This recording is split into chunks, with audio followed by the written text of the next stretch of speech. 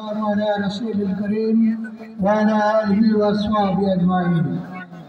আজকের এই জনসভার প্রধান অতিথি মোহতারাম আমিরে জামাত, সম্মানিত সভাপতি, বিশেষ অতিথি, অন্যান্য থানা এবং জেলা নেতৃবৃন্দ, আজকের এই ঈদ পুনর্মিলনী সমাবেশে উপস্থিত অত্র এলাকার শ্রদ্ধাভাজন মুরব্বিনে কেরাম, যুবক ভাইরা, ছাত্র ভাইরা, ব্যবসায়ী ভাইরা, শ্রমজীবী ভাইরা, সকলকে আসসালামু আলাইকুম ওয়া রাহমাতুল্লাহ।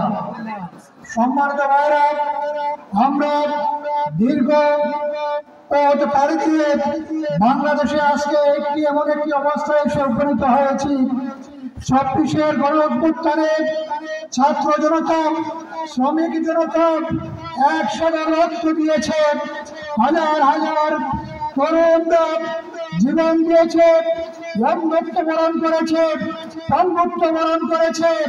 তারা তাদের সবল কিছু দিয়ে দেশের জন্য কিছু একটা পরিবর্তন করার জন্য তাদের সকল কিছু দিয়ে তারা তাদের দেশকে একটি স্বপ্নের দেশে পরিণত করার সেই প্রত্যাশা নিয়ে এগিয়ে এসেছে।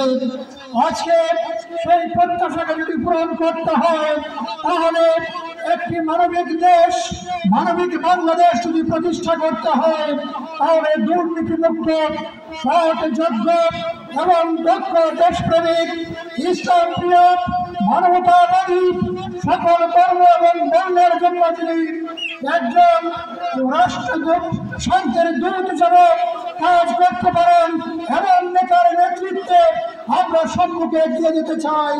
সংগ্রামী দেশের পার্টি, সম্মানিত কর্মবাসী, আপনারা জানেন দেশের পরিবর্তন হয় কোন একজন ব্যক্তির নেতৃত্বে।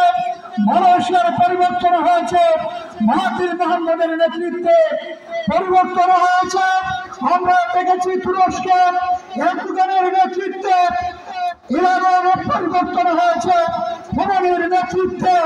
এইভাবে একজন ব্যক্তি যেখানে দাঁড়িয়ে যায়, সেখানে সেই দেশকে পরিবর্তন করার জন্য মানুষ তার পিছনে স্বপ্ন থেকে সাহায্য করে এবং সেটা সফলতার দ্বার প্রান্তে পৌঁছে যায়। আজকে এমন একটি স্বপ্ন নিয়ে আমরা যাচ্ছি। আমরা আশা করছি এমন একটি বাংলাদেশ করব, যে বাংলাদেশে মানুষ ন্যায়ের ভিত্তিতে, ইনসানের ভিত্তিতে শান্তিময় জীবনযাপন করে বসবাস করতে পারবে। কেউ কারো অধিকারে হস্তক্ষেপ করবে না, কেউ চাঁদাবাজিতে লিপ্ত হবে না, কারো সম্পদ, কারো জায়গা জমি কেউ অবৈধভাবে দখল করবে না। আইনের শাসন প্রতিষ্ঠিত হবে, সকলের জীবনের এবং তার সম্পদের নিরাপত্তা নিশ্চিত হবে। এই ধরনের একটি মানবিক বাংলাদেশের স্বপ্ন নিয়ে বাংলাদেশ জামাত ইসলামী কাজ করে চলছে। এই কাজকে সফল করতে হলে আপনাদের সকলের সহযোগিতা এবং সম্মিলিত উদ্যোগ লাগবে। আপনাদের সেই সহযোগিতা প্রত্যাশা করছি।